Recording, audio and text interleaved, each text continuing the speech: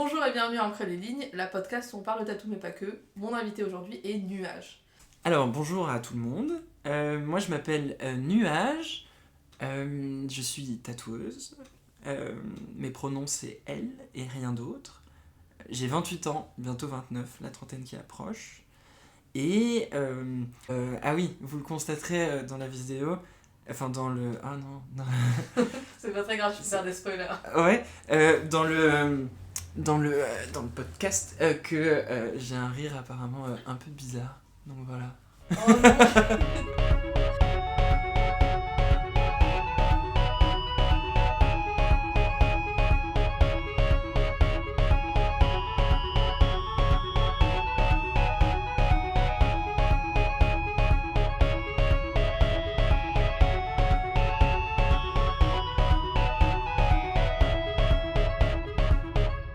Dans cet épisode, Nuage parle d'enfance violente, harcèlement au travail, dépression, consommation de drogue et alcoolisme. C'est bien parce qu'après là je mets la musique, du coup ça fait tout, Okay. et là on peut en parler. Du coup les animés. Ouais. Attends, avant de... Je m'éparpille partout, ça, c'est, je suis devenue complètement désorganisée sur ce podcast. On va recréer de la structure. C'est l'épisode qui va être le plus structuré Okay. de la vie du podcast qui a 6 mois je crois. D'accord. Parce que tu as un truc dont tu veux parler. Ouais, tout à fait. Ouais. Bah en fait, c'est assez intéressant puisque j'ai cherché ces derniers jours un mot pour le résumer et je crois que je n'y suis pas parvenu. Peut-être qu'on y arrivera. Peut-être qu'on y arrivera à la fin de ce podcast, mais oui, j'aimerais bien parler de parcours en tout cas, parce que je pense que c'est un truc qui est très fréquent dans le tatouage. Il y a beaucoup de personnes qui tombent un peu là-dedans sans forcément l'avoir attendu. Je pense qu'il y a peu de tatoueuses, à mon avis en tout cas, qui ont rêvé enfant d'être tatoueuses. Je pense pas que ce soit forcément un métier de vocation d'enfance en tout cas. Et je sais que dans mon cas, j'ai un parcours qui a été assez long, un petit peu semé d'embûches, et qui a fini un peu par le hasard de la vie à m'amener là où je suis aujourd'hui, où je suis trop bien d'ailleurs. Et je trouvais que c'était intéressant de parler de ça. Donc avec ce que ça comprend de faux espoirs, d'échecs, mais du coup... aussi de tout ce qu'il y a de beau là-dedans, quoi. C'est beaucoup, tu l'as présenté beaucoup mieux que j'aurais jamais pu le présenter. Ouais, j'espère, très cool. Très bien. Je suis sûr que tu l'aurais très bien présenté aussi. Ah, ouf. Expliquer des trucs, ça devient très compliqué pour moi. Ok, donc, là ça va être vraiment style interview. Ok. On va revenir dans le temps, Mhm. tac, jusque là où tu te sens à l'aise de commencer. Ouais. Tu peux commencer très tôt. Ouais, 22 juillet 1995, je sors 95. du ventre. Ouais, j'ai presque 29 maintenant. Mais on a qu'une année d'écart. Hein. Ouais, c'est vrai. Mais ça me met à l'aise, c'est bien, je me sens moins vieille. Mais tu dis ça, mais tu sais que j'ai eu un épisode d'une personne qui disait moi je suis vieille, de toute façon je me sens vieille. Et là j'étais derrière en mode meuf, on a le mais il y a rien qui te fait sentir encore plus vieille que être entourée de personnes qui tatouent. Alors que moi j'ai 21 ans et tout. Mais il y a certaines personnes, ouais, moi j'ai... je sais plus, hier j'étais au Tattoo Village et je me suis fait tatouer par quelqu'un de Maison Python et qui me parlait de, je sais jamais si on dit Tatoumas ou Tatomas, je sais pas, mais je pense Tatoumas en vrai, qui tatoue là-bas et qui a genre à peine la vingtaine et qui est trop fort, ça marche trop bien et c'est vrai que ouais, bah, c'est un métier qui s'apprend seul, donc en fait théoriquement si tu te chauffes, je pense qu'à 14-15 ans tu peux commencer à apprendre à tatouer en fait. Enfin, Ouais. et devenir trop fort, trop forte à 19 ans quoi. Après aussi tu peux commencer à 30 ans parce que tu as fait un burn-out ou tu n'as pas fait de burn-out ou tu veux juste changer. Exactement. C'est vraiment hyper... Du coup, le début. Exactement. Bah difficile hein, le début. Je pense qu'en fait toute cette réflexion elle commence quand je rentre en école. Donc moi j'ai fait une prépa. Ouais, bah, je sais qu'on va se comprendre là-dessus. Maths ou physique? J'ai fait une prépa maths, moi. Tu es plus forte que moi. Bah, je pense pas. Hein. Je pense très clairement qu'en tout cas, mes profs d'école ne penseraient certainement pas ça. Mais ouais, je fais une prépa maths à Pasteur à Neuilly. Et après ça, je rentre dans une école d'ingé. Et je rentre en prépa, moi, pour satisfaire, bien entendu, un père qui plaçait beaucoup d'espoir dans le fils, peut-être, qu'il voulait que je sois. Dommage pour lui. Dommage. Exactement. Et la prépa, moi, j'adore parce que je suis super fan de maths et de physique, ça se passe bien. Enfin, c'est dur, hein, tu vois, et c'est un milieu hyper compétitif, et j'ai fini par m'en rendre compte très malsain. Mais quand je le vis assez bien. Et en fait, j'arrive vraiment première heure du premier cours d'école d'ingé, et je saurais pas te dire ce qu'on m'a dit, mais j'ai très bien compris que ça me correspondait vraiment absolument pas. Et à partir de là, très rapidement, j'ai commencé un peu à paniquer parce que je m'étais un peu tracé un parcours de vie dans ma tête où j'allais être ingé, j'allais bien gagner ma vie, j'allais avoir un certain statut social, me marier, avoir des enfants, être propriétaire à 30 ans, et il y a tout ça qui a un petit peu volé en éclats. Et il m'a fallu beaucoup de temps pour le digérer, je pense. Du coup, ouais, premier cours d'école, c'est le malaise. Après ça, je fais 2 ans d'école où ça se passe très mal. Je travaille pas, je suis alcoolique, je découvre les drogues. Du coup, je dis pas que ça, c'est un mal en soi. Mais chez moi, ça a été vecteur d'un comportement, je pense, un peu autodestructeur, tu vois. Parce que ça vient pas d'une envie de découverte, Mmh. ça vient de soigner Mmh. un truc qui va pas, mais tu sais pas ce qui va pas, mais tu te dis en vrai, j'y pense pas parce que je suis noyée dans tous ces trucs. Exactement, ouais. C'est exactement ça. Et en fait, en un sens, aujourd'hui, moi je vois ça presque comme de l'autodestruction, je pense. Et c'est dommage parce que plus tard, la fête, je l'ai redécouverte et c'est trop cool. Oui. Dans toutes les formes d'ailleurs que ça peut prendre. Et, en tout cas, du coup, il y a ça. Dans ces années-là, je me fais tatouer aussi pour la première fois. Ça se passe pas très bien. Je tombe sur un espèce de gros misogyne, un peu naze, homophobe, qui me traite de tafiole pendant la séance et tout. Pendant la séance. Ouais, pendant la séance, ouais. Je l'ai gardé, hein, je l'ai pas fait couvrir le tassou, parce que justement, c'est presque devenu un memento mori en soi, quoi. Tu es à l'aise pour dire ce que c'est? Le tatouage? Ouais. Ouais, bien sûr. C'est celui que j'ai sur mon avant-bras gauche. C'est une cage avec un petit oiseau dedans. Et puis en dessous de la cage, il y a comme une espèce de réflexion un peu brumeuse de cette cage avec un oiseau mort à l'intérieur. Et la cage du dessous, elle est dans un gris un peu bleuté qui fait une espèce de... qui tranche un peu avec ce qu'il y a au-dessus. Voilà.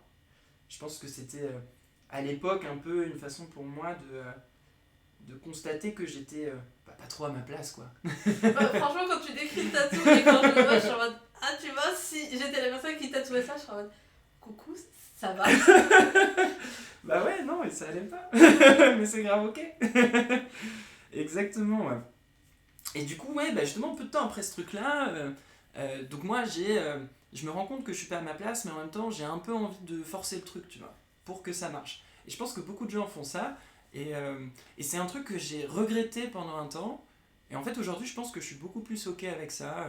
Je pense que le parcours est pas linéaire, et que justement, bah, ces petites erreurs que j'ai pu faire à ce moment-là, qui m'ont finalement fait perdre du temps, c'était pas du temps perdu, quoi.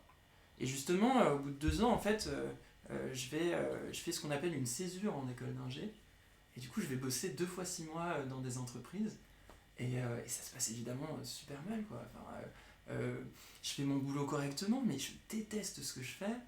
J'ai l'impression, littéralement, de devoir me travestir quand je vais au travail. Je rentre chez moi, je me questionne sur mon identité. Et je sais pas, ouais, je comprends pas très bien. Et en fait, ce qui est cool, et c'est la preuve que justement on ne fait pas d'erreur, c'est qu'à ce moment-là, je me mets à écrire. Et j'écoutais beaucoup de rap, et du coup, j'écris un peu en rime, et j'aime bien ça. Du coup, je me mets un peu à lire, et c'est un truc qui reste un peu dans un coin de ma tête. Et en fait, c'est la première fois aussi que je m'exprime d'une manière artistique, entre guillemets. Enfin, parce que moi, ça n'a jamais été une option dans ma tête, quoi. Enfin, j'étais passionné de cinéma quand j'étais gosse, mais moi, mes parents m'ont toujours dit que j'étais incapable de faire ça. Et du coup, j'étais persuadé d'être incapable de faire ça. Et du coup, voilà, je fais ce truc-là, ça se passe mal. Je retourne en troisième année, ça se passe mal. Et puis, je me dis, ok, bon, moi je suis passionné de cinéma, mais bon, j'écris mal. Et puis, de toute façon, comment est-ce que je pourrais jamais faire quelque chose d'artistique là-dedans. Mais par contre, peut-être que je peux aller dans le cinéma avec mes qualités un peu d'ingé. Et du coup, je me dis, peut-être je pourrais faire chargé de prod. Donc, chargé de prod, c'est en gros, t'organises un peu les thunes du tournage, quoi. Je me permets de Ouais. mettre une pause. Ouais. Tu étais en école d'ingé, dans quelle spécialité? Ouais, on se spécialise juste en dernière année, on se spécialisait juste en dernière année dans mon école. Du coup, moi, je me suis spécialisé en production et gestion d'énergie, donc renouvelable. Mais en toute honnêteté, je n'ai assisté, je pense, à quasiment aucun cours de ce truc-là. Donc voilà, c'est ce qui est écrit sur mon diplôme, mais je sais pas si je le mérite. Tu réagis parce que toi aussi, t'as fait ça? Mais en fait, le truc, c'est que un diplôme d'ingé, c'est ce qu'il y a écrit sur ton diplôme, mais c'est aussi beaucoup de choses que tu apprends qui sont pas marquées, en fait. C'est pour ça que moi, je voulais... je te pose la question pour juste savoir un peu ce que tu avais fait, les trucs que tu avais appris, puis après, comment ça peut t'aider. Parce que ça peut donner un peu un indice sur comment ça t'aide après par la suite. Ouais, je capte.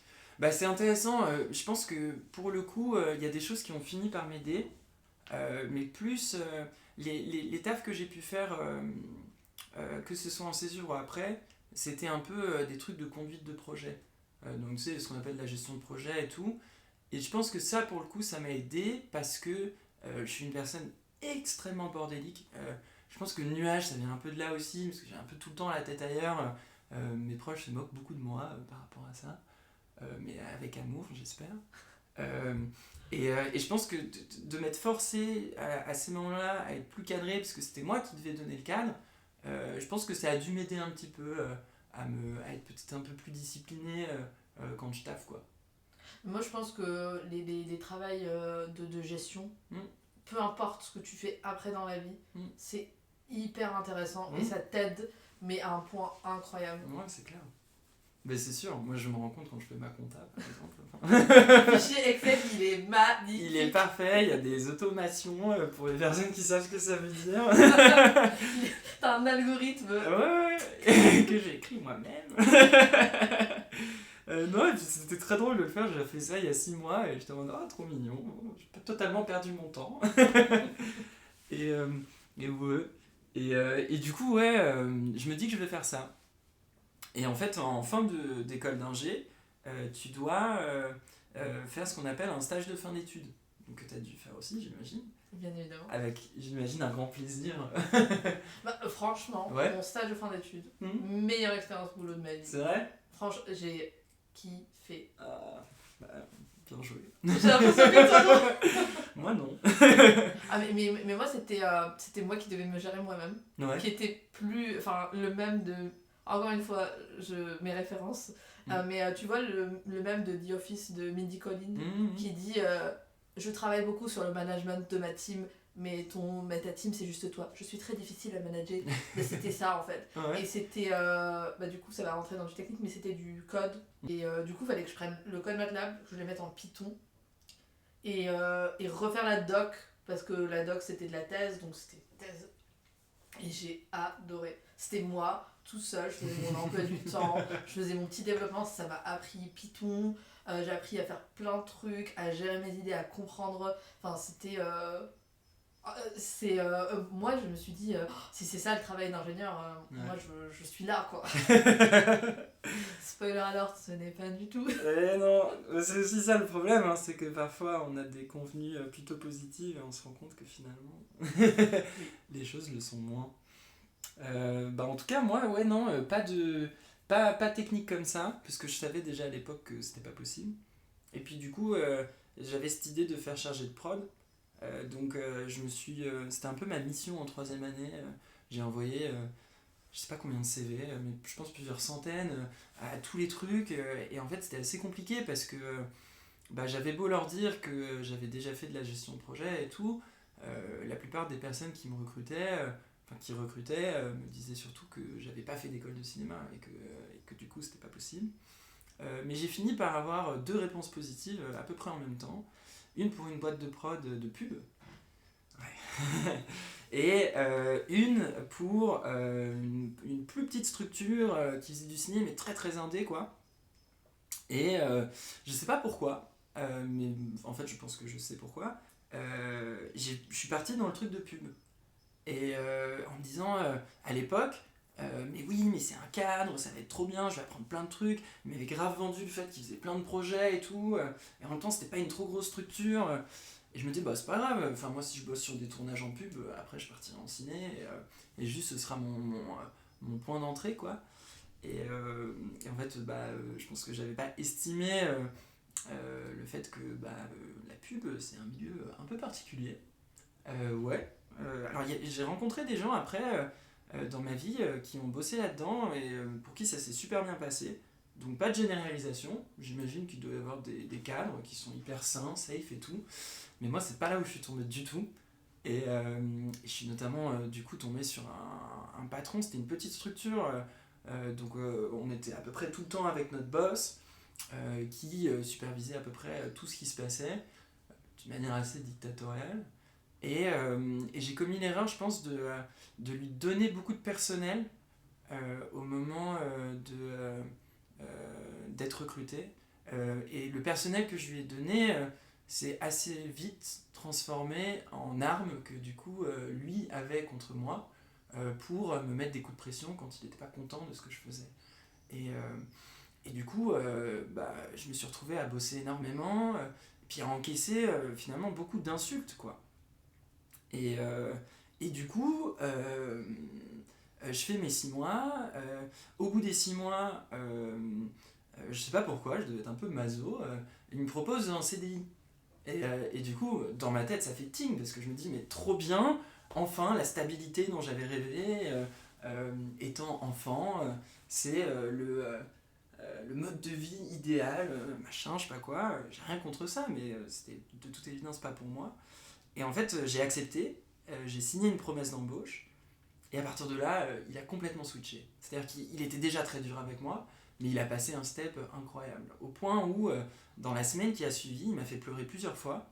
Et il y a un jour en particulier où je suis rentré, c'était en hiver, en plus il pleuvait, c'était vraiment une scène de film quoi. Et, euh, et du coup, je pleure dans le métro en rentrant chez moi, et je me dis, mais en fait, ma vie, ça peut pas être ça, c'est pas possible.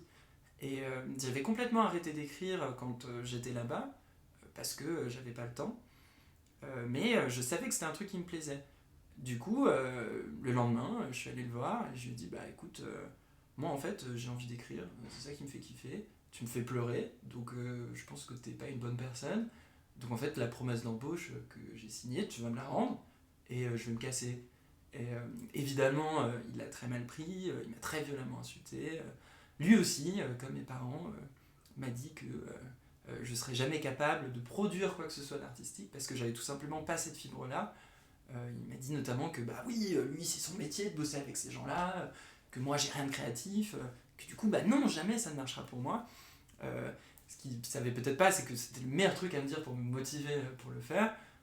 Bien que je pense qu'on peut motiver les gens autrement qu'en les insultant, évidemment. Mais du coup, ouais, je quitte ces trucs-là.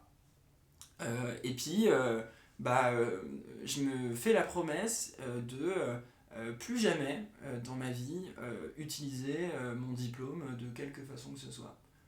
Du coup, je cherche pas un taf que je pourrais obtenir avec mon diplôme d'ingé, j'en parle même plus, et je me mets à taffer dans un resto parce que je me doute que ça me donnera suffisamment pour en gros payer mon loyer et tout. Et en parallèle, j'écris. Du coup, j'écris beaucoup de poésie. Comme je te disais, j'écoutais beaucoup de rap. Du coup, je me dis, bah peut-être j'ai envie de faire du rap.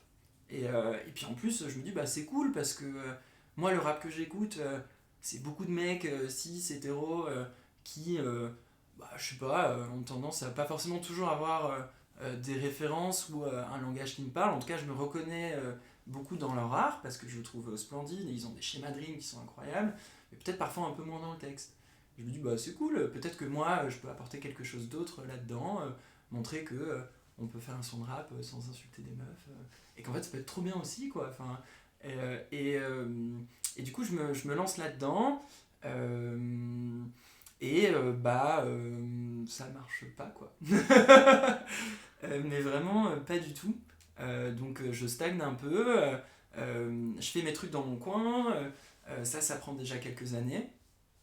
Et puis, à un moment, je me dis que je suis un peu prête pour travailler avec d'autres personnes, parce que du coup, moi, à l'époque, je faisais tout toute seule, donc je m'enregistrais toute seule, j'essayais comme tant bien que mal de mixer toute seule, et puis j'avais un compte Insta sur lequel je mettais un peu des trucs et tout.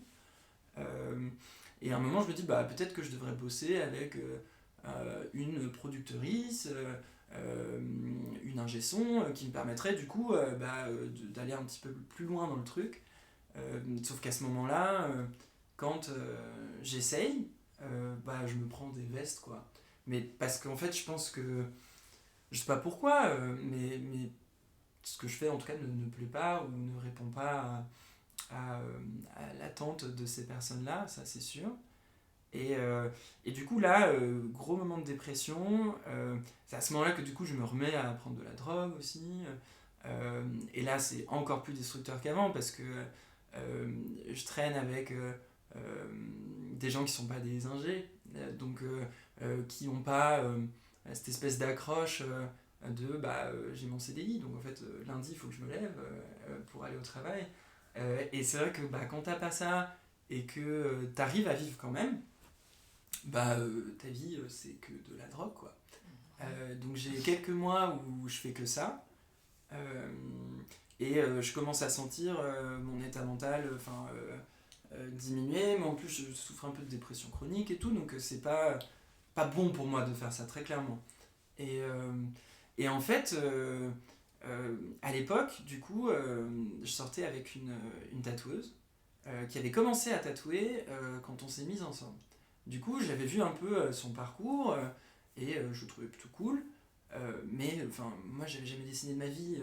Si, quand j'étais gosse, je dessinais pour ma grand-mère, mais bon, ça constitue pas assez d'expérience pour que ça devienne un métier, quoi. Et en fait, à travers elle, je rencontre plein de tatoueuses et je me rends compte que dans ce métier, il y a un peu des gens qui ont fait tout et n'importe quoi. Et puis du coup, ça commence à trotter un peu dans ma tête, donc j'économise, je m'achète une machine, je fais des petits gribouillis dans mon coin, et puis je commence à les trouver un peu sympas. Et puis en plus, je repense à ce mec qui m'avait tatoué quand j'avais 20 piges, qui était une énorme merde, et je me dis, en vrai, peut-être que ça peut être une forme de revanche, une façon de donner du sens à ce truc-là qui s'est passé, qui était un peu éclaté. Et du coup, je me chauffe. Et à partir de là, j'essaye d'apprendre. C'était assez compliqué, parce que moi je tremble énormément. Et du coup, je voyais pas comment j'étais capable de tracer un trait, quoi. Donc je m'entraîne, je fais un milliard de tatous sur moi qui sont tous plus dégueulasses les uns que les autres. Que tu ne verras pas parce que j'ai un legging. Sorry. Je suis sûre qu'ils sont pas si dégueulasses. Non, je crois que ça va, mais tu sais, c'est un peu le syndrome du brouillon, quoi, où quand tu commences à faire un truc et que tu progresses là-dedans, je trouve que tu portes un regard, peut-être pas tout le monde, moi je sais que j'ai ça, en tout cas, je porte souvent un regard plein de jugement là-dessus, parce que je vois toutes les petites erreurs, tout ce que j'aurais pu mieux faire, puis en plus, à l'époque, quand je commence à tatouer, je comprends rien au dessin, je sais toujours pas dessiner, je pense que je saurais jamais dessiner, et c'est très bien comme ça, c'est un truc que j'ai envie de garder. Mais bon, maintenant j'ai appris à mettre les choses en forme, en tout cas d'une façon qui me plaît. Et à l'époque c'était pas le cas. Donc je pense que c'est pour ça aussi que j'aimais pas trop. Et puis voilà, à partir de là, je pense que c'est marrant hein, comment. Je pense que dans ma vie, ça doit être un truc de personnes qui ont vu trop de films. Mais j'ai toujours eu une espèce de vision de la vocation, tu sais, où genre. Il y a un jour où tu commences un truc et puis tu sais, tu as un déclic et tu sais que c'est ce que tu vas faire toute ta vie. Et je pense en vrai, d'une certaine manière, que la première fois que je me suis tatoué, j'ai eu quand même un petit peu ça.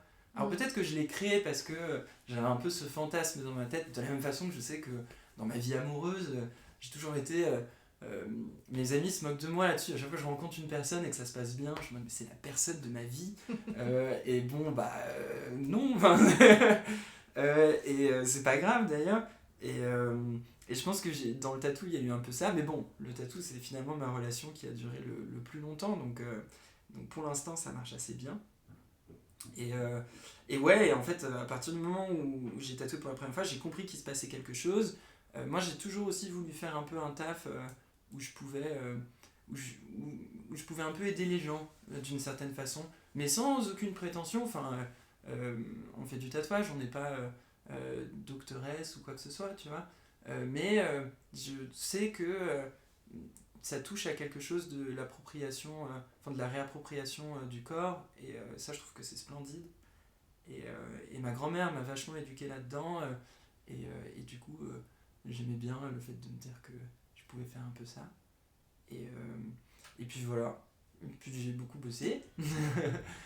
Parfois ça marchait pas du tout. Parfois ça marchait trop bien. Et j'ai l'impression qu'avec le temps, justement, je me rends compte que déjà les trucs artistiques, les trucs artistiques c'est très cyclique. Et qu'en fait, du coup, ça se passe mal, oui, mais c'est bien un cycle. Un peu comme tu sais, des cycles de dépression qu'on pourrait avoir dans la vie, quoi. Et voilà, j'ai un peu perdu le fil de ce que je disais. Ce n'est pas du tout grave, mais dans la podcast, c'est vraiment la spécialité de perdre le fil. Mais non, tu parlais de un peu comment t'es arrivé dans le tatouage. Est-ce que je peux te poser des questions sur ta transidentité ? Ouais, bien sûr, ouais. Du coup, là, on a la timeline de Nuage, 18 ans, aujourd'hui. Comment elle est arrivée dans le tatou ? Nuage. Tu commences à te poser des questions.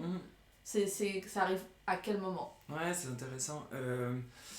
Alors, c'est marrant parce que moi, j'ai beaucoup entendu, quand j'ai commencé à me questionner là-dessus, des gens dire ça a toujours été comme ça. J'ai toujours su au fond de moi que j'avais ce truc-là, etc. J'ai aucun doute sur le fait que ça puisse être la vérité de certaines personnes, mais c'est pas du tout la mienne.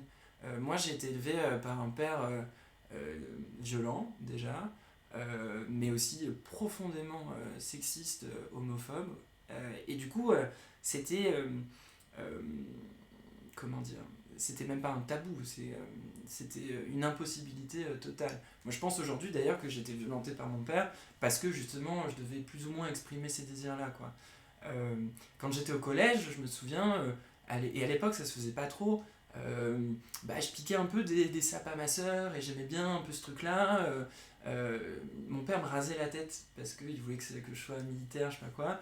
Et je me souviens que c'était une souffrance pour moi de ne pas avoir des cheveux longs. Et je me souviens aussi de lui dire, dans des moments où je prenais un peu mon courage à deux mains, ouais, tu verras quand je serai grand. Parce que du coup, à l'époque, je me genrais au masculin.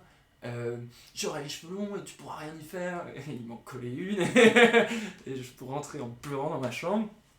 Bref, tout ça pour dire que du coup, je pense que pour ma part, il y a peut-être eu un peu des prémices de ça dans mon enfance. J'ai aussi été vachement éduqué par des femmes, beaucoup plus que par des hommes. Donc je pense que j'ai toujours été plus à l'aise avec ce genre-là, et pas ce sexe-là évidemment. Mais totalement, cette porte était vraiment totalement fermée pour moi. Donc à 18 ans, je suis un mec hétéro. Je suis un mec hétéro qui essaye d'être le plus respectueux possible, mais comme tous les mecs hétéros, je pense que je le suis pas, très certainement. Et en fait, ces trucs-là viennent petit à petit à partir de mes 20 ans. Quand j'ai eu 20 ans, j'ai commencé à me rendre compte déjà que j'avais été battu quand j'étais enfant. Chose que j'avais pas du tout intégrée. En fait, c'est un truc qui est assez fou, mais quand tu subis des trucs assez nazes quand t'es gosse, c'est normal. Donc si ton père te frappe avec des lattes, en fait c'est normal, c'est parce que t'as fait quelque chose de mal. Et donc c'est en grandissant, à peu près autour de la vingtaine, que je me suis rendu compte que ça allait pas. À partir du moment où je me suis compris que ça n'allait pas, je me suis mise à déconstruire énormément de choses. Donc à m'autoriser à m'habiller de manière un peu plus farfelue, parce qu'avant je portais des petites chemises bleues et des pantalons, je sais pas, chinés, je sais pas comment on appelle ça, chaussures de costard, et j'avais les cheveux courts, parce que c'est ce qu'on m'avait appris. Donc je commence à déconstruire un peu tout ça, puis je sais pas, je me dis mais je vois un jour un mec en soirée techno avec genre des ongles de peints. Enfin, et je me dis mais c'est vachement stylé, du coup je me mets ça, puis je commence à avoir des boucles d'oreilles, des bagues, mais rien qui constitue un genre en soi, hein, on est bien d'accord. Mais du coup à force de continuer dans ce chemin-là, je commence à porter des sapes de meufs. Enfin, même si je trouve que c'est absolument incohérent hein, de dire qu'il y a des sapes pour les hommes ou pour les femmes, mais en tout cas je vais dans des rayons qui sont censés être pour les femmes, pour prendre des sapes pour moi. Mais tout ça, je me dis que c'est pas grand chose. Quand je commence, donc là j'ai entre 20 et 23, quelque chose comme ça. Quand je démissionne de mon taf de chargé de prod, et que je commence du coup à côtoyer plus d'artistes et tout, donc j'ai entre 23 et 26 disons, il y a quelqu'un qui me parle de Drag Race.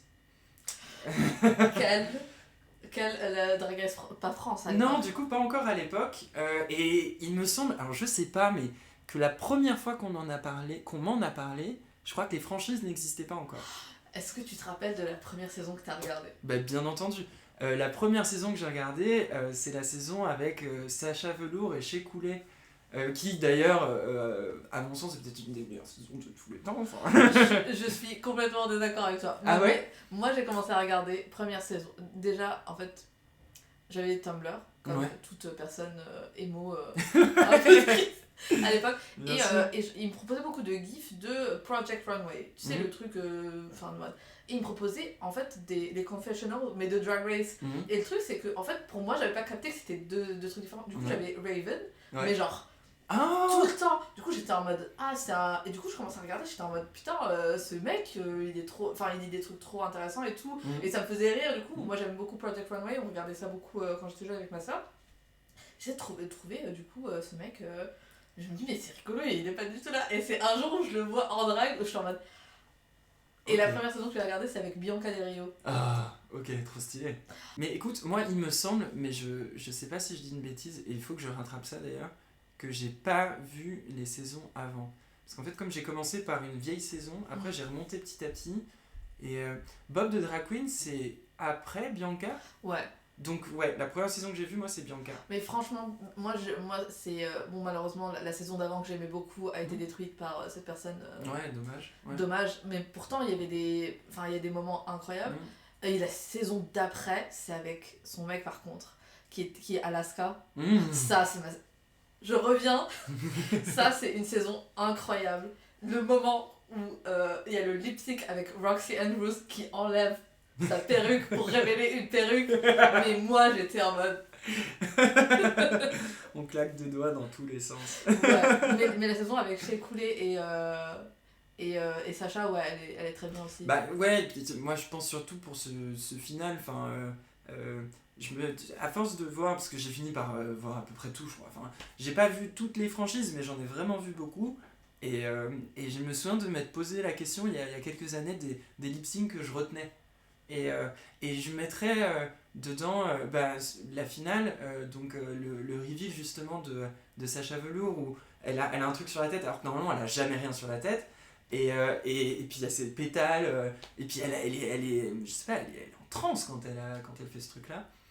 Et je pense que du coup c'est pour ça que je reviens souvent à elle. Je mettrais aussi d'ailleurs, et c'est un truc que je défendrais corps et âme, mais je pense que beaucoup de gens doivent être d'accord, le lip-sync de Lolita Banana dans la saison 1 de RuPaul, enfin de Drag Race France, pardon.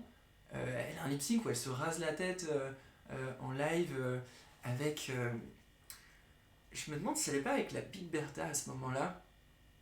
Je sais plus.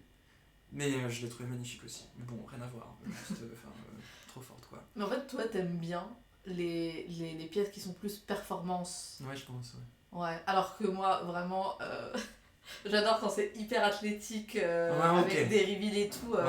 Je trouve ça excellent. Genre, t'as une drague qui te parle, enfin que tu gardes un peu en tête de ces trucs-là, justement. Une drag queen ? Ouais. Bah, moi je suis vraiment hyper classique Hmm. dans le style que j'aime beaucoup. Après, je suis vachement. Je pense que je suis très fan des personnes trans qui sont dans Drag Race justement, Hmm. parce que je pense que c'est plus un esthétique qui m'interpelle, tu vois. Hmm. Parce que moi j'adore par exemple Bianca et Bob de Ouais. Drag Queen avec Money Exchange. Je trouve que Hmm. c'est des personnes qui me font beaucoup rire. Hmm. Mais tu vois, moi le drag que j'aime vraiment beaucoup, c'est le truc hyper glamour, Sonic. Hmm. Sacha Colby, Hmm. Kerry Colby, tu sais, elles arrivent, elles ont des perruques Hmm. immenses, elles ont une robe magnifique, elles se mettent un string et tout.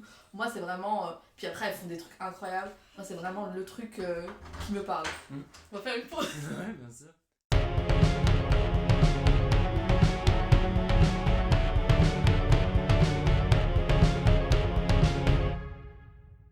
Et du coup, oui, non, Drag Race. Et en fait, moi, bah justement, une saison, dans la saison de Gottmik, il y a Gigi Good, qui est un autre personnage de Drag Queen, qui, dans cette saison-là, se présente comme une personne non binaire.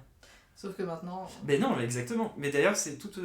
Enfin, mon histoire de transidentité, c'est les coming out de Gigi Good, quoi.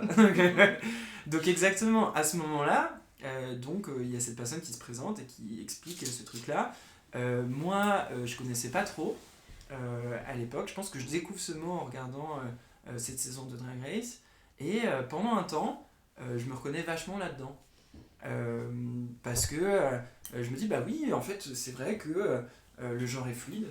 Et peut-être que moi, mon truc, c'est de bouger un peu entre différentes identités sans forcément avoir à fixer quelque chose. Et peut-être que c'est très bien comme ça. Et du coup, ça dure pendant un certain temps, jusqu'au jour où, donc évidemment, Gigi Good, en plus d'être une drague absolument incroyable, c'est aussi une personne sur laquelle j'avais un maxi crush. Du coup, évidemment, je la suivais sur les réseaux. Quelques années après ma découverte de, peut-être 1 ou 2 ans, je pense, de cette drague, bah, elle a fait son coming out trans. Ouais. Et donc, elle avait fait une espèce de réel sur Instagram. Je crois qu'elle avait des bandages sur la tête et tout. Parce qu'elle venait de se faire un petit peu de chirurgie faciale pour démasculiniser son visage, en tout cas pour avoir une apparence qui la mettait, elle, plus à l'aise. Et, euh, et en fait, dans ce truc-là, elle explique comment elle en est venue à comprendre et accepter sa transidentité. Et en fait, je regarde cette vidéo et je pleure. Mais genre vraiment, mais toutes les larmes de mon corps, tu vois. Et, euh, et sans trop comprendre pourquoi d'abord, parce que moi j'ai jamais pleuré en regardant Insta avant ça, quoi. Et en fait, peu de temps après, je me suis posé là-dessus et j'ai compris qu'en fait c'était ça, quoi. Et que, bah juste, je suis une meuf et que c'est grave ok. Et c'est à partir de là que j'ai commencé à utiliser uniquement les pronoms elle. Et puis s'en sont suivis énormément de questionnements et de réflexions, notamment physiques, parce que bah, je suis né avec un pénis, j'ai de la barbe, des poils, et j'arrivais pas trop à savoir. Enfin, j'ai mis beaucoup de temps, et puis c'est une réflexion qui est toujours en cours, hein, à savoir un peu comment je me situais dans tout ça, quoi. Euh, et c'est d'autant plus difficile que je pense quand tu marques ce truc-là, euh, je sais pas, j'ai l'impression parfois qu'il y a une espèce d'attente des gens autour de toi que ça aille plus loin, comme si euh, la transidentité, pardon, c'était avant tout une transition qui ne sera complète qu'au moment de la vaginoplastie, quoi. Mais ce qui est faux, enfin, c'est encore une fois peut-être la vérité de certaines personnes et c'est très bien, mais la trans. Enfin, je me considère comme une personne trans, mon genre est féminin, mais il n'empêche que je suis pas obligé de changer des aspects de ma personne si je suis à l'aise avec ces derniers. Voilà. Et du coup, ouais, donc c'est un peu comme ça que c'est arrivé. Et ça a été vraiment. Ça a vachement accompagné le tatouage. C'est un peu à travers le tatouage aussi, je pense que j'ai pu assumer ça. Tout simplement parce que quand j'ai créé mon compte de tatou, j'ai créé mon compte de tatou au moment où je commençais à me faire genre au féminin. J'ai tout de suite mis dans ma bio que je voulais que ce soit elle et pas autre chose. Et du coup, c'est à travers le tatou ma clientèle, et puis les autres tatoueuses que je rencontrais, que j'ai commencé à prendre l'habitude de me faire genrer au féminin, et que j'ai compris qu'en fait, c'était grave ok, quoi. Et qu'en fait, c'était pas du tout un big deal, contrairement à ce que j'ai pu penser au début de cette réflexion-là, quand j'avais un peu des réminiscences de mon vieux paternel. Voilà. Ça boucle la question. De la transidentité. Oui. C'est moi qui fais un effort pour garder un cheminement d'idées. Et du coup, le tatouage, ça a commencé, on va dire, il y a combien d'années ? C'est toujours un peu difficile pour moi de timer tout ça, parce que j'ai tendance à me dire que ça a vraiment commencé quand j'ai commencé à tatouer des personnes que je ne connaissais pas.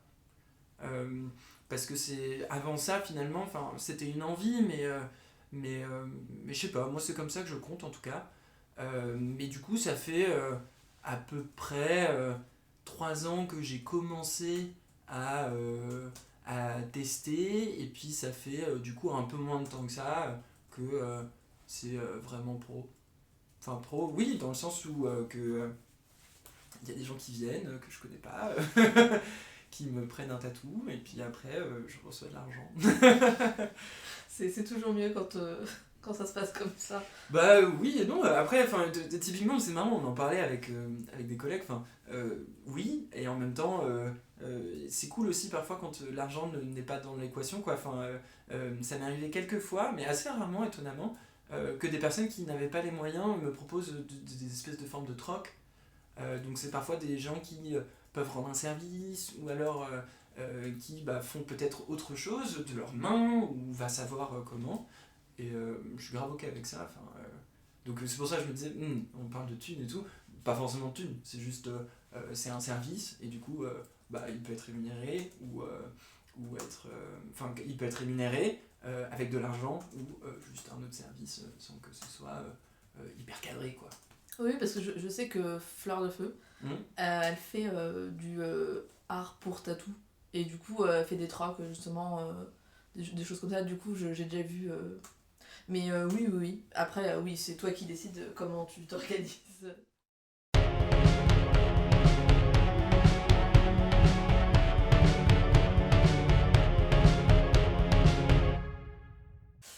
C'est quoi le truc que t'aimes le plus tatouer, et est-ce que c'est les nuages vraiment ?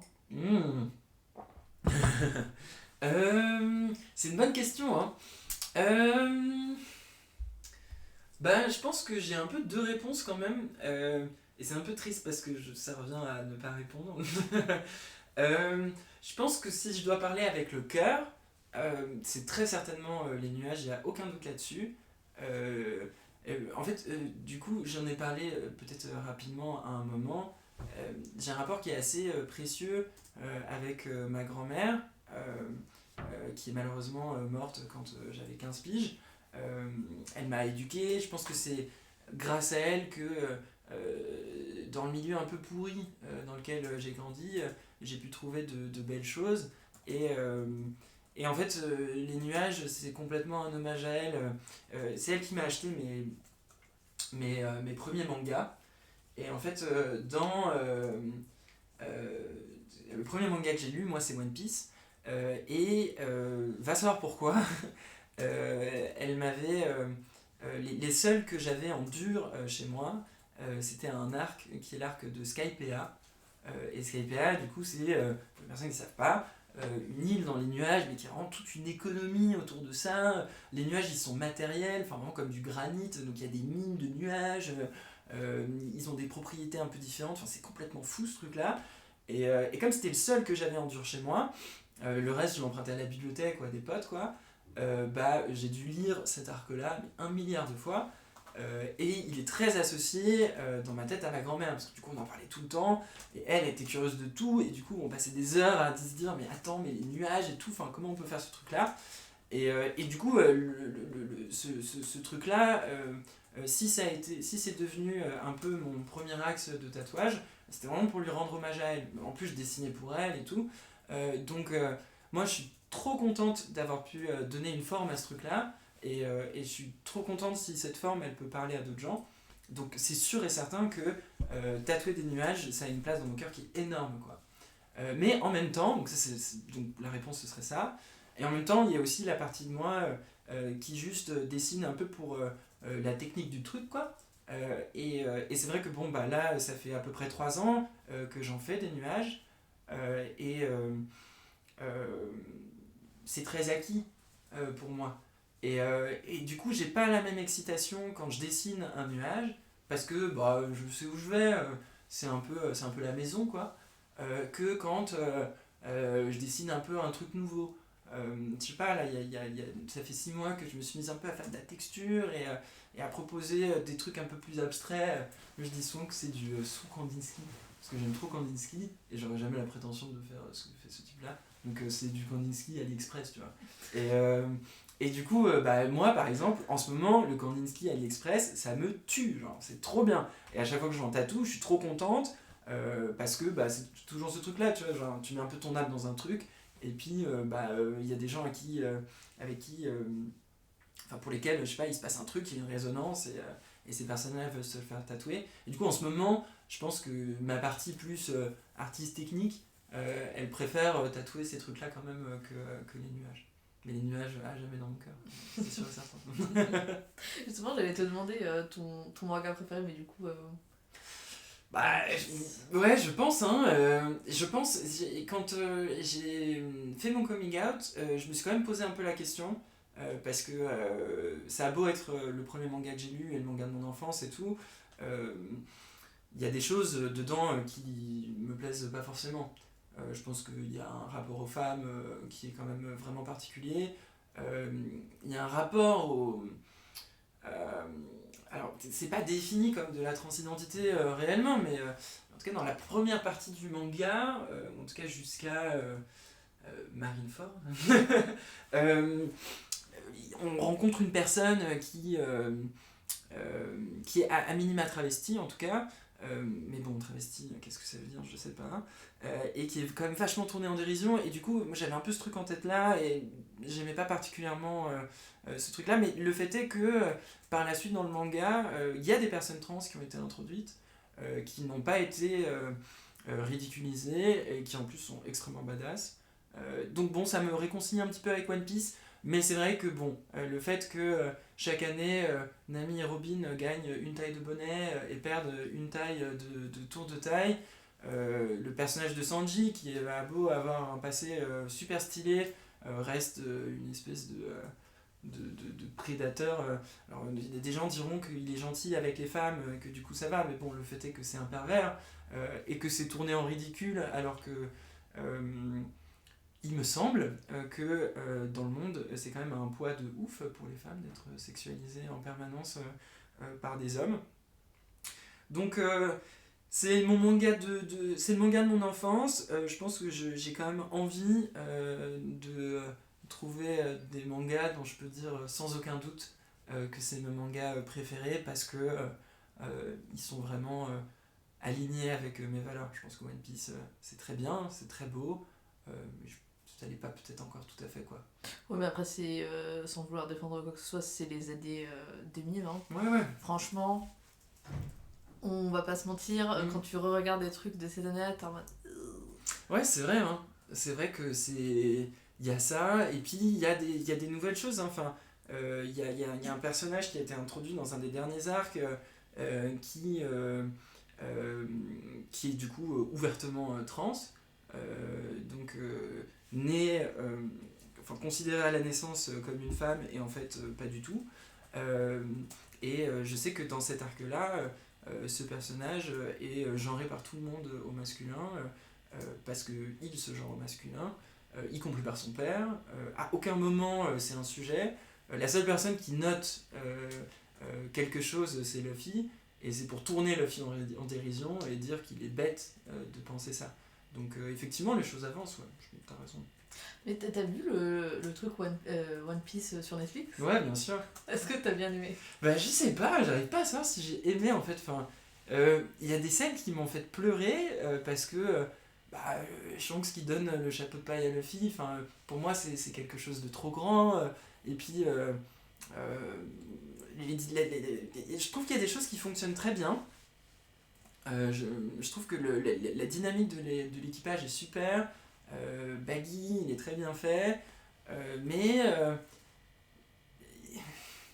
je trouve par moments qu'ils n'ont pas tout à fait réussi à échapper le ridicule du cosplay, quoi. Je sais pas, genre, quand le personnage de Mihawk arrive et qu'il a ces espèces de petits ajouts de barbe là, ça m'a un petit peu gêné. Tu peux redire ce personnage s'il te plaît? Ouais, Mihawk, c'est Mihawk, je pense, un truc comme ça. C'est l'objectif de Zoro, c'est genre le meilleur sabreur du monde. Ah oui, purée. Oui, moi je trouve que ce truc-là, c'est allé trop vite, parce que je pense qu'ils avaient pas un nombre d'épisodes. Là, en vrai, si j'avais pas... là, c'est la partie de la série, c'est ce que j'ai regardé le plus enfant. Ouais. Du coup, moi je la connaissais par cœur. Ouais, le reste, je connais pas trop. Ouais. Le reste, j'ai regardé un petit peu quand j'étais... il y a un moment, notamment la partie dans les nuages que j'ai aussi kiffé. Après, il y a une partie dans l'eau avec des sirènes. Enfin bref, c'est des choses chouettes, mais c'est vrai que ça allait trop vite. Et si j'avais pas les repères, je me serais dit, mais tout va, comment cette personne qui vient de rencontrer, il est prêt à tuer pour elle, tu vois, t'es en mode, je sais pas, il manque un truc. Et puis en fait, le cosplay, je suis tout à fait d'accord, mais le truc le plus ridicule, c'est l'homme poisson. Ah oui, bah c'était la fin de... Franchement, je pense qu'ils avaient une team qui faisait le make-up et les costumes, et cette team était incroyable. Ils ont bien réussi à faire genre Nami, machin, les personnages, et après cette personne est allée en vacances. Ouais, c'est et vrai. là ils se sont dit, ouh, il faut qu'on finisse. Et ils ont ramené quelqu'un qui a mis genre un truc de poids, enfin ouais, c'est un dommage. peu. Je pense qu'ils auraient juste dû faire comme alors je perds les noms, mais la personne qui avait à la base dans le manga un grand nez, Ouais, et ils ont juste abandonné le grand nez. Ils auraient dû abandonner le gros pif. Bah ouais, je sais pas, parce qu'ils l'ont fait pour Usopp, pour Pipo. Bah oui, c'est ça. Normalement, un gros pif, et ils lui ont pas donné. Et ouais. Bah, ils auraient dû faire ça sur... Parce que les autres poissons, en vrai, ils étaient pas ridicules point du truc, quoi. Ouais, je suis d'accord. Puis en plus, il y a un truc où... c'est une énorme prothèse, je pense, qu'il doit avoir et qui masque quasiment toutes ses émotions. Il devait avoir tellement chaud dessous. Ah ouais, mais le pauvre acteur. Et en plus, c'est trop dommage parce que j'ai aucun doute sur le fait que c'est un très bon acteur. Je le connais pas en tout cas, mais j'ai rien à lui reprocher à lui personnellement, quoi. Mais du coup, je sais pas, j'ai l'impression que le personnage n'était pas spécialement incarné. Alors que bah du coup, et si toi t'as vachement vu cette saga-là aussi, Arlong il est terrifiant. Enfin, dans l'animé, dans le manga, du coup le mec, le méchant, le chef des hommes poissons, normalement il fait super peur. Ah oui, mais celui qui fait peur aussi, moi c'est le capitaine avec les sabres. Ouais, tout à fait. Il fait super peur. Ouais. Mais encore une fois, c'est parce que t'as pris le temps de passer le temps sur cet arc, dans la maison. Ouais. Tu le vois petit à petit vicieux. Il veut pas la buter direct. Il est très lent dans tout. Ouais. Et en fait, moi, je me rappelle que quand je l'avais regardé la première fois, mais ça m'avait surpris. Alors que là, dès que tu le vois, tu sens qu'il y a un truc. Il est directement sec, tu vois. Parce qu'ils ont pas le temps. Ils sont en mode un épisode et demi max. Ouais. On passe à autre chose. Bah, c'est clair. Même dans, tu vois, quand ils sont dans le Bharati, là, donc le bateau-restaurant, où c'est censé être la présentation de Sanji et tout, je me souviens de m'être fait la réflexion quand ils prennent Sanji avec eux. Enfin, en fait, Sanji, il a une relation hyper compliquée avec le chef du resto, mais qui est hyper bien écrite en plus dans le manga. C'est trop stylé, enfin, ce truc de t'es un peu mon mentor, du coup tu m'as sauvé la vie, je t'aime, mais en même temps je me sens redevable. Et j'ose pas partir vivre mes rêves et tout. En fait, c'est tellement rushé que ces adieux qui sont super compliqués en plus, où ils pleurent mais ils osent pas trop se le montrer et tout, c'est trop beau. Et non, là ça marche pas. Et puis surtout, pourquoi ils embarquent Sanji? Il leur a fait 3 repas, Exactement. un ton, Ouais. il a tapé un mec et il était en mode toi mon gars. Jusqu'à la fin.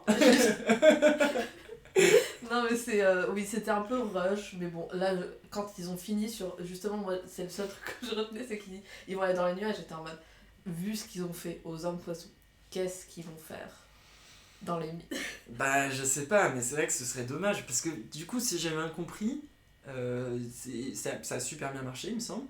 Oui. Et du coup, ils doivent déjà être en train de développer la deuxième. je Sûrement, crois. mais de toute façon, vu l'argent qu'ils ont mis dedans Ouais. et vu la fanbase, ils savaient. Je Ouais, pense ouais. qu'ils avaient le budget, ils étaient prêts. Les acteurs, ils avaient un peu signé et Ouais. ils étaient en mode on attend une semaine avant que tout le monde y retourne.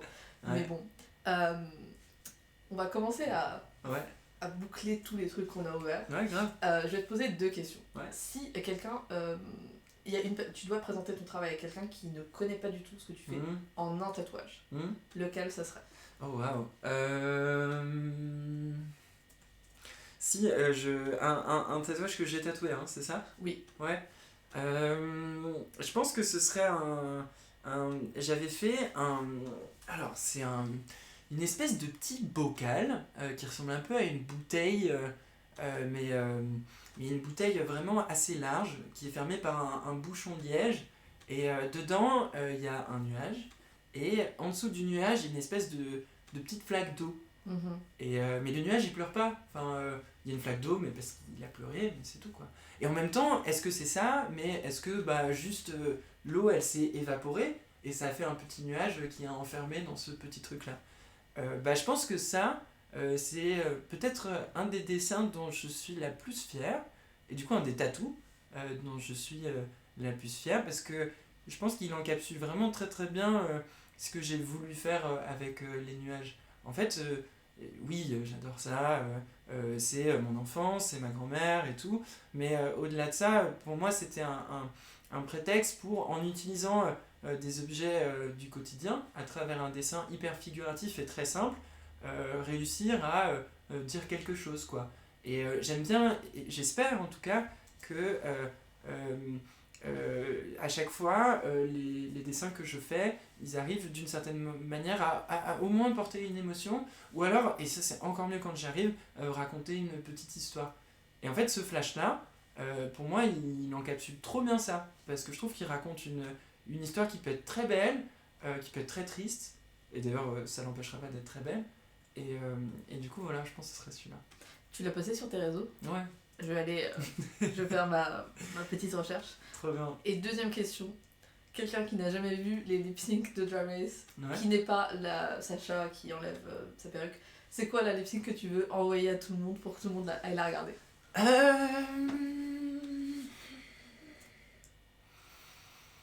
La personne, elle est française ou pas? La personne est ouverte à regarder une. Enfin, N'importe quelle saison, quoi. n'importe. Oh là là, tu me poses une colle.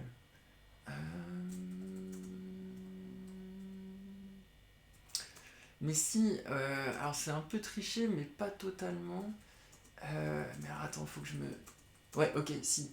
Il y a une saison, alors je saurais pas dire quelle saison de Drag Race USA, mais c'est une des récentes. Donc vous êtes entre 13 et 16, quoi. Enfin 15, je sais plus. Dans cette saison-là, elles avaient fait une espèce d'épisode spécial où une éliminée, et l'éliminée en question, c'était Silky Nutmeg Ganache, bien sûr, qui est juste incroyable, devait lip-syncer tout l'épisode avec plein de... Alors j'arrive plus à savoir si c'était les candidates qui étaient encore en lice ou pas, mais elle enchaîne plein de lip-sync. Mais c'était celles qui. Elles se battaient, elles étaient toutes éliminées. Ah oui, c'est ça. Ah, ok, voilà, elle se battait entre toutes éliminées, et celle qui arrivait à la fin victorieuse, elle réintégrait la compétition, c'est ça? Voilà. Ok, bah franchement, Silky Nutmeg Ganache dans tout cet épisode est juste incroyable. À chaque lip sync, elle a un reveal qui est encore différent, et je trouve que alors elle a eu sa saison, enfin elle a eu un truc d'abord, mais où on n'avait pas eu forcément trop l'occasion de la voir, et je trouve que dans cet épisode là, elle montre totalement ce que moi peut-être j'adore dans le drag, et en tout cas dans cette représentation. Et le lip sync, c'est aussi le reveal, mais c'est aussi une forme de transformisme, et elle le fait super bien. Donc moi je mettrais cet épisode-là, et tous les lip-syncs de cet épisode sont incroyables selon moi.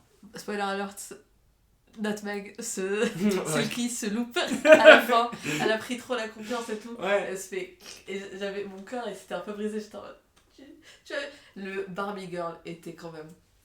Absolument incroyable. Vraiment, c'est... Moi je conseille à tout le monde d'aller regarder. Excellent choix. Mais je pense que je vais le revoir en rentrant chez moi. On va le regarder en même temps. Grave.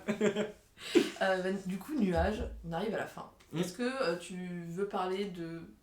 j'ai l'impression que tu as quand même bien parlé de ce que tu voulais. Est-ce que tu veux donner un dernier message ou faire un peu la pub de ce que tu fais? Pub, non, ça va. Enfin, je le tatoue, quoi. Allez voir si ça vous plaît. Message, non, juste... moi, je sais que c'est un truc qui revient souvent en séance avec des personnes. Déjà, ne laissez personne vous dire ce que vous savez faire ou pas, parce que personne ne le sait mieux que vous. Et ne pensez pas que quoi que ce soit est inaccessible. Moi, j'ai plein de gens en séance qui me disent « Ouais, mais moi, j'aimerais bien tatouer, mais je sais pas dessiner. J'aimerais bien faire de la musique, mais je sais pas chanter. » Moi, je suis persuadé que tout s'apprend. Il y a des inégalités entre les gens. Il y a des gens qui apprennent plus vite que d'autres. Moi, par exemple, j'apprends très lentement, mais c'est pas grave. Et tout n'est qu'une question de travail. Donc, si vous avez des choses qui vous font très envie et que vous êtes prête à travailler pour l'avoir, t'as fait et puis ça marchera.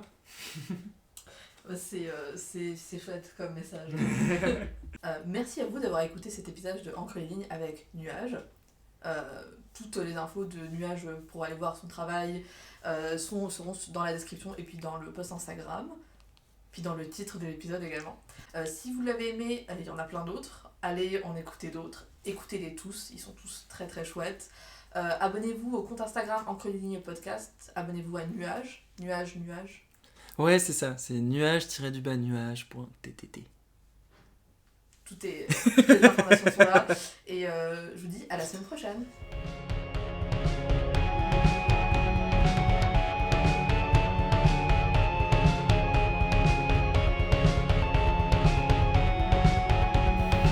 Encre les lignes est une podcast créée, hostée et éditée par moi, Nadia. Musique par Naomi Biella, a.k.a. Songbird.